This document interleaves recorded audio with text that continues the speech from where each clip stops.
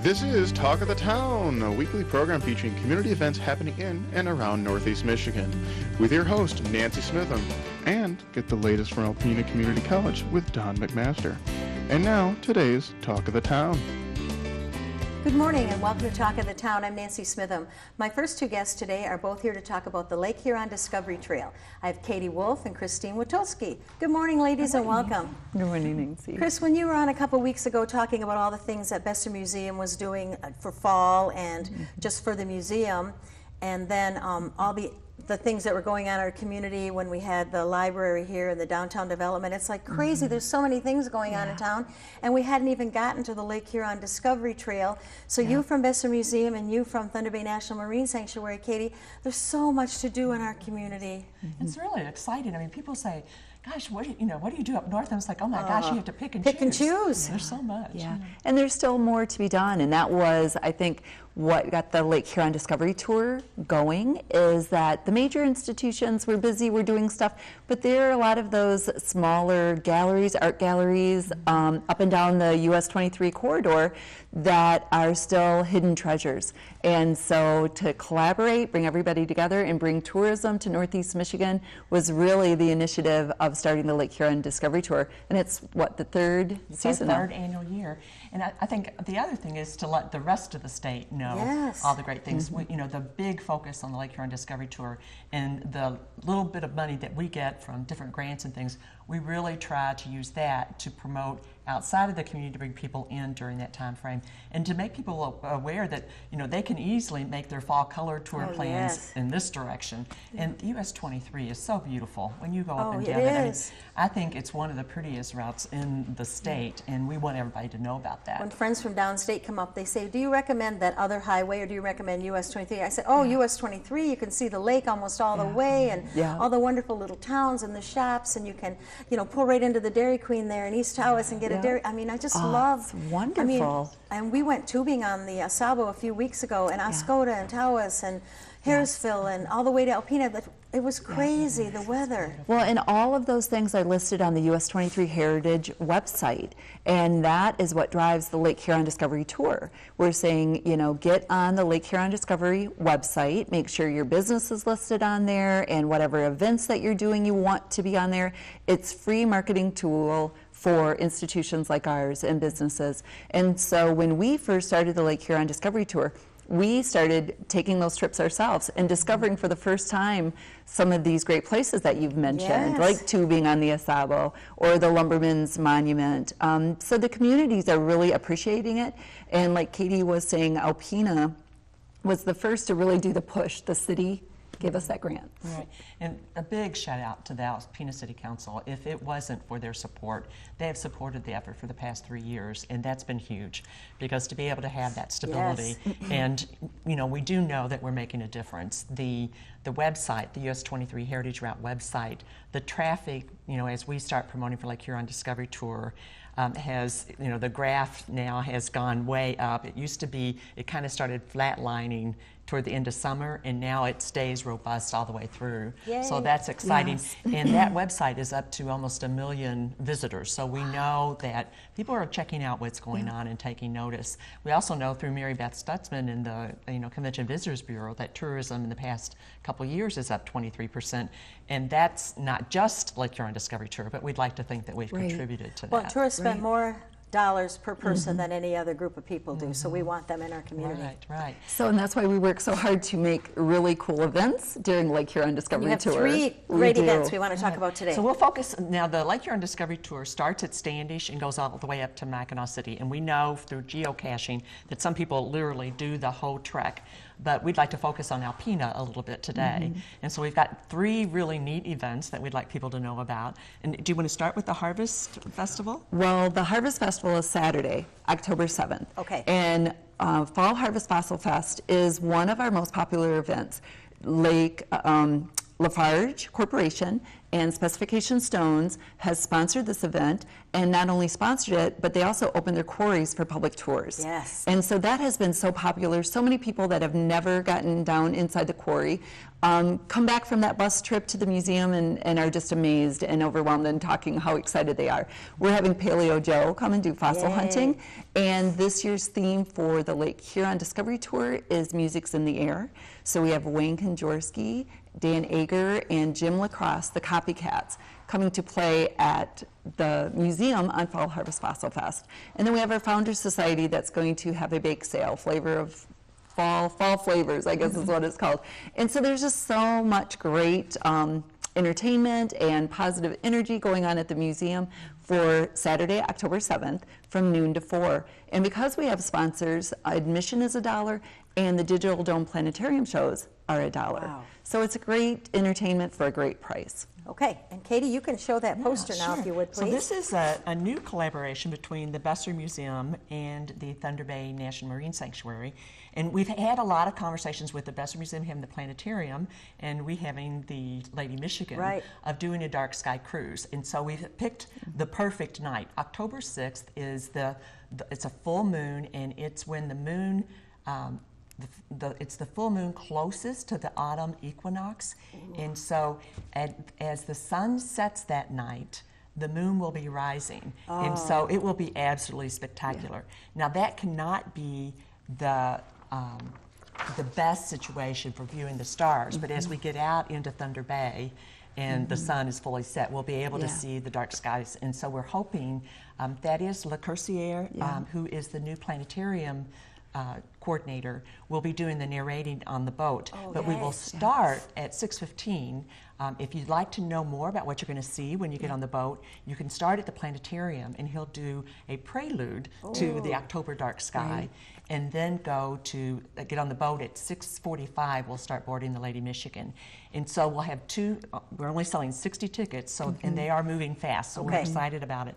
But then we also will have a special activity in the lower deck of the boat as well, and that will involve the theme of Music is in the Air. Okay, we only have about 1 minute left, so you have one more event to talk about? Yes, well, the Black Sheep is having a really neat music event as well. They're celebrating their anniversary, and so they're going to have 4 different bands, and it's going to have a Beatles theme. So that should be a lot of fun, and I think that's the whole weekend.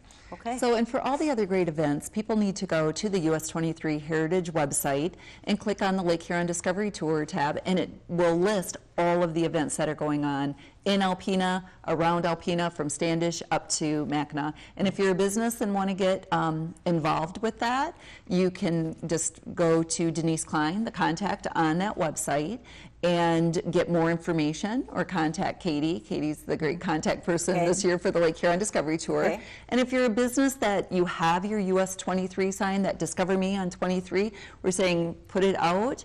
You might not have an event, but you definitely want people to stop by your business or your restaurant, or stop in and see what you're doing. So we're excited to be supporting all of Northeast Michigan and what people are doing for this Well, thank weekend. you and all of your staff, because I know how hard you've worked on this, and it's going to be a great weekend like it is every weekend in Alpena with so many things to do. So thank you all for your part. Thanks, Nancy. I'll be right back following these messages. Hi, I'm back with my next 2 guests from Thunder Bay Theater. I have Erica Warner and CJ Bathiani. Good morning and welcome. Hi, morning. So good to see both of you, and because you're both new on the show, you haven't been here before, we'll start with you, Erica. What brought you to Alpena? Well, actually, I have been working here for the last year. Okay. I auditioned for Thunder Bay Theater about 1.5 years ago, and Jeffrey brought me in for Marvelous Wonderettes last year, and I've been in every show since then. Yay! And keep coming back because I love it. Good. How about you, CJ? This is my first time here, my first season. I did this big audition. It was like a conference, and they were there, and they gave me a call back. I had an interview, and I got this job, so I'm here. Yay! Yeah. So today we're here to talk about Songs for a New World. I know nothing about it, so who's going to start me out? I will. So it's a musical that has a cast of 4 people, 2 women and 2 men, and it's all about each of their self-discoveries and different journeys, and they're kind of just telling each other's stories about how they got where they are and where they're going and what that means for them.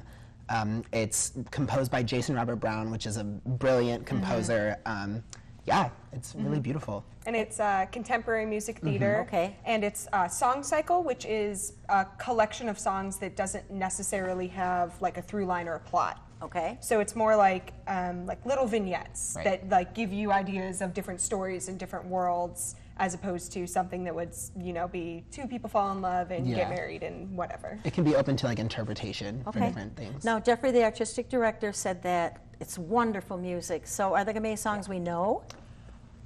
Probably not, Okay. but they're all there's some catchy songs. I mean, a lot of them are very upbeat, but then there's some ballads.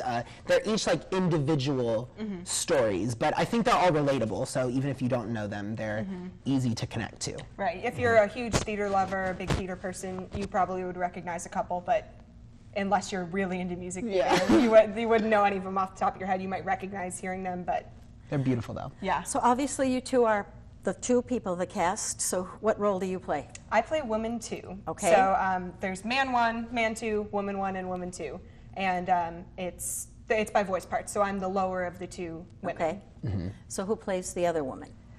Jordan Ray plays Okay. the other woman, and she actually went to school with CJ, and Adrian Rochelle also went to school with them, and he's been at Thunder Bay before, and he's playing man 1, and CJ's playing man 2. Okay, so what's your favorite type of role, CJ? That I've played Yes. before. I really like doing different character roles, like roles that may not be normal, like just your average guy or something like that. I like to do things that may require me to like manipulate my voice or my posture or something like that.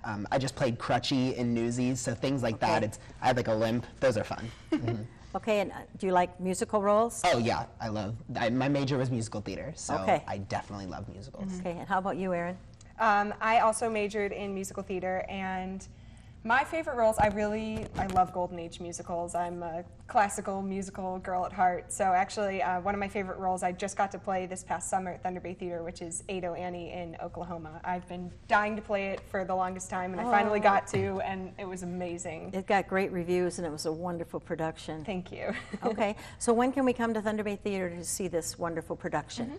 September 29th through October 15th is when this show runs. And we run Thursdays through Sundays, 7:30 for Thursday, Friday, Saturday, and 2 o'clock for Sundays. And we recommend reservations. Don't get there Yes. and be disappointed. Yeah. 354-2267 is the number to call, and call and get your reservations. Right, because you Yeah. want to get good seats so you can see everything. So do you think this is a production for young people, or is this more of an adult, mature audience? What are you thinking? I think that anyone can connect to it. I think that it might take a deeper understanding to understand the stories and what the people have gone through, just to be able to relate. Like, it's all about experiences. But I don't think that there's anything too Nothing too adult. inappropriate. There no. might be some language. There's a couple, yeah. Yeah, but I think that older, younger audience can kind of see it. Okay. Yeah. Okay, because a younger person might be a little bored too if it's not songs they know. Yeah, and things. yeah. Maybe not bring your young children, but Okay. I think young teenagers can Oh, definitely absolutely. enjoy it and relate. Yeah. Okay, so what's next for you after this production? I'm gonna go home for a couple of months and visit with family. And that is where? Cincinnati. I'm from Okay. the northern Kentucky side of the Okay. Cincinnati area. Okay. Yeah. And then in January, I'm moving to New York. Wow, Yeah. yay! Got it all planned out.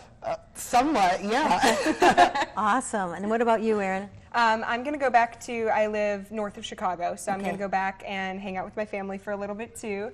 And then I'm actually going to be doing the Chicago thing, seeing what happens if I audition there, because I basically have been here since college graduation. Okay. So I'm going to finally get to try out the Chicago scene and see what musicals and plays I can do there. Good for you. Do you know what the next production is at Thunder Bay Theater? Yeah. Yeah, actually, Hamlet. yeah. We're both in Hamlet as well. Oh, you are? Yeah. Yeah. Okay. And tell me about Hamlet, your role in Hamlet. I play Laertes. Yeah. And I play Gertrude, who's Okay. the queen. Now, have you done a Shakespeare role before? I've actually done this role before. Oh, I okay. did it my freshman year of college. It was a smaller production of it, but I'm excited to do it professionally and to get more of a grasp on it now that I've grown over 4 years, for sure. And I've never, oh, that's not true. I actually have. My first professional job out of college was, I completely forgot. My first professional job out of college was The Tempest and Comedy of Errors, which are 2 Shakespeare shows. And I had little tiny parts in that, so I'm excited to have a big meaty role like Gertrude to finally dig my claws into. Yeah, and you know, Thunder Bay Theater's famous for, you know, getting people started, getting people to do roles, because I know at Thunder Bay Theater you do everything from helping design the sets and the costumes to do everything. So that must look really good on your resume. So when you get to New York, your resume will be that long instead of this long. And they do such a good job with costuming and with the stage and the sets. And so the production Songs for a New World, where it's more interpretive, I'm sure that's going to be pretty important, and it'll be pretty interesting to see how that all comes together. Well, we're just about out of time. I want to thank both of you very much for being here. One more time, when can we come and see Songs for a New World? September 29th through October 15th. 354-2267. Yeah. Thank you both very much. Thank you so much. Please stay tuned for Dr. Don McMaster following these messages. Greetings, everyone. Welcome to Talk of the Town. I'm Dr. Don McMaster, president of Alpena Community College, and I'm pleased to have as our guest this morning Alpena County Sheriff Steve Kaliszewski. Welcome, Sheriff. Good morning. Thank you for having me. My pleasure. So our topic today is the Alpena County Jail and the process that the community has gone through to get to this point. Describe your involvement and how things are now. Well, I think one of the things that the community should know is that you know, we've been talking about this jail project for a number of years, so it's not something new. And it wasn't only until last year that we really started getting things rolling. Last year, I drafted a letter to the National Institute of Corrections asking for their assistance to do a jail feasibility study for the Sheriff's Office. And initially received some replies from them, but after quite some time, things kind of dropped on their end, and the County Board of Commissioners contacted me and wanted to move forward with this project. And it was at that time that we contracted with a individual to assist us with the jail study and get things rolling. And that has been a very interesting process. I've been on the periphery of it. Our VP for Instruction, Deb Bayer, has been more centrally involved, but I've been impressed with the breadth of folks and the ideas that have percolated and the process that's gotten to this point. Could you share your views on that? Yeah, I agree with you. You know, initially the committee started out with the very small numbers, and as the information got out that we were working on this project, more and more people became interested in the committee to the point where we almost have 40 people involved with it. People from all over the community are helping us and coming up with some great ideas. Not only in regards to, you know, what we're going to do for the Sheriff's Office and the future of the Sheriff's Office, but also what do we do with the individuals who are incarcerated in the facility. And I'm impressed with the ideas that are coming out right now. Me too.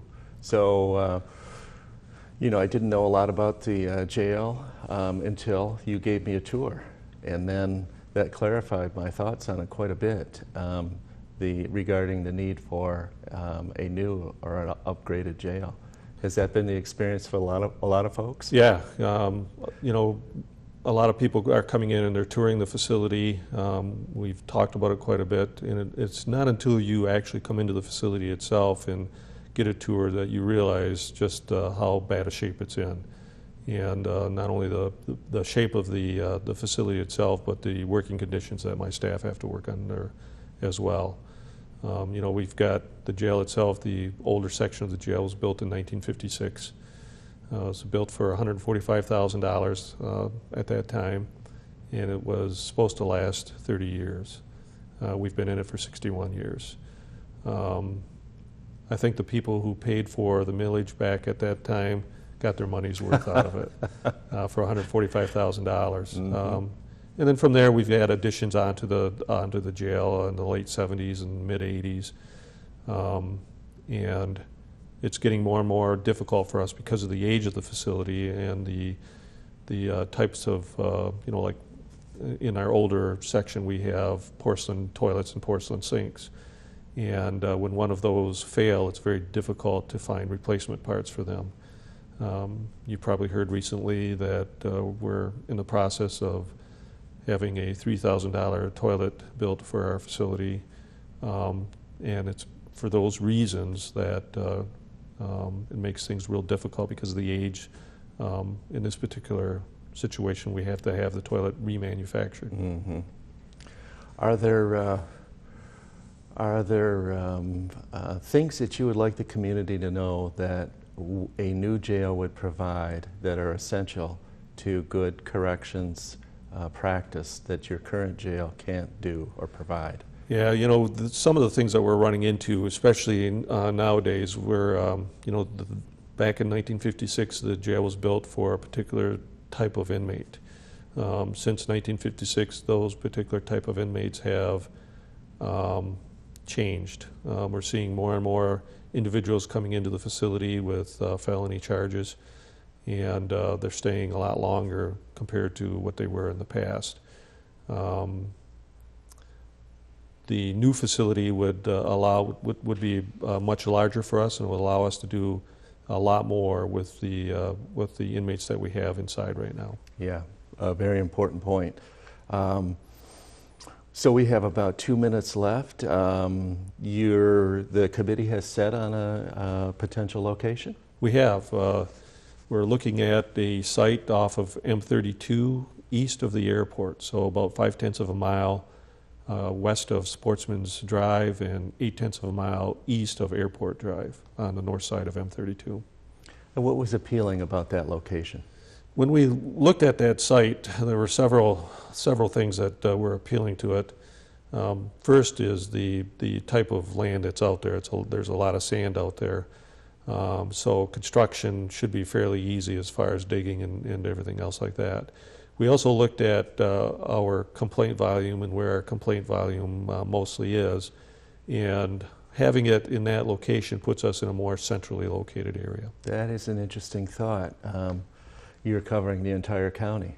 Entire county, and then we also provide security at the Air Force Base as well. Yes, very, very, very important point.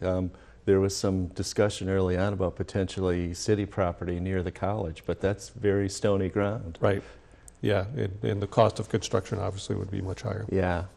And that leads me, I guess, to a question, what's the projected cost, or what could the community expect the facility to cost? Well, estimates right now, and that's all they are, is estimates, because we really haven't got any firm numbers together, but we're looking at anywhere from $10 to $12 million. We're looking at a facility that's a little over 38,000 square feet compared to our 16,000 square foot facility that we're in now. Wonderful. So we got about 30 seconds left. Anything that you want the community to know from your perspective about this project? Well, I think it's important for the community to seriously look at it. We've got severe inadequacies in the facility as it is right now, and I hope the community looks at it seriously and makes the right decision.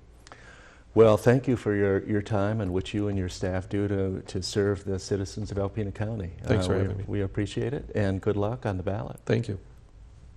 And thank you, folks, for watching Talk of the Town. We'll see you again next week. This has been Talk of the Town with your hosts, Nancy Smitham and Don McMaster. For a list of events taking place in Northeast Michigan, please visit our website at wbkb11.com and click on the community link. This has been a Thunder Bay Broadcasting Corporation production.